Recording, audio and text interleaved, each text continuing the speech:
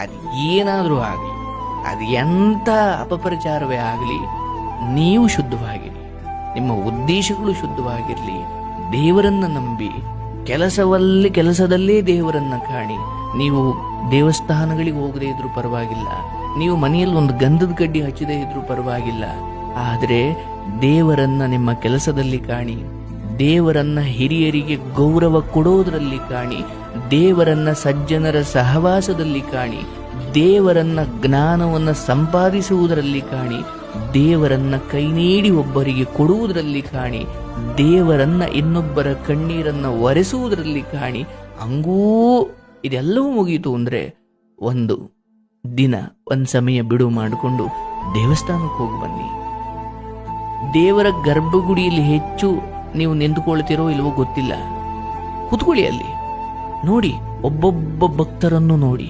ಯಾರೋ ಲವಳತಾ ಕೈ ಮುಗಿತಾ ಇದ್ದಾರೆ, ಅಲ್ಲಿ ಯಾರೋ ಒಬ್ಬ ಈಡುಗಾಯ ಹೊಡಿತಿದ್ದಾರೆ, ಅಲ್ಲಿ ಯಾರೋ ಪಾಪ ಹೂವು ಹಣ್ಣು ಮಾರುತ್ತಿದ್ದಾರೆ, ಅಲ್ಲಿ ಯಾರೋ ಭಿಕ್ಷೆ ಬೇಡುತ್ತಿದ್ದಾರೆ, ಅಲ್ಲಿ ಯಾರೋ ಪ್ರಸಾದ ಹಂಚುತ್ತಾ ಇದ್ದಾರೆ, ಇನ್ಯಾರೋ ಪ್ರಸಾದ ಕ್ಯೂ ನಿಂತಿದ್ದಾರೆ.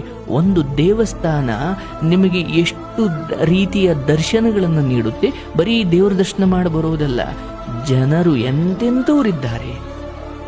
ಅಯ್ಯೋ, ನಾನು ಕೇಳ್ಕೊಂಡು ಹೋಗಿದ್ದನ್ನು ನೀನು ಕೊಟ್ಟಲ್ಲಪ್ಪ ಅಂತ ಧನ್ಯವಾದ ಹೇಳಲಿಕ್ಕೆ ಒಬ್ಬ ಬಂದಿದ್ರೆ, ಅಪ್ಪ ನಾನು ಕೇಳಿದ್ದನ್ನು ಏನೂ ಕೊಡ್ಲಿಲ್ವಲ್ಲಪ್ಪ ಅನ್ನೋ ನಿರಾಸೆಯಲ್ಲಿ ಒಬ್ಬ ಬಂದಿರ್ತಾನೆ. ಹೊಸದಾಗಿ ಏನೋ ಕೇಳಲಿಕ್ಕೊಬ್ಬ ಬಂದಿರ್ತಾನೆ, ಹೀಗೆ ಅನ್ನಕ್ಕೊಬ್ಬ ಬಂದಿರ್ತಾನೆ, ಆಜ್ಞೆಗೊಬ್ಬ ಬಂದಿರ್ತಾನೆ, ಪ್ರೀತಿಗೆ ಬಂದಿರ್ತಾನೆ, ಕಣ್ಣೀರಾಗ್ತಾ ಬಂದಿರ್ತಾನೆ. ಒಬ್ಬೊಬ್ಬರದು ಒಂದೊಂದ ಅಲ್ವಾ? ಹೀಗೆ ನೀವು ಲೋಕವನ್ನು ನೋಡುವ ದೃಷ್ಟಿಕೋನ ಬದಲಾಗಬೇಕು.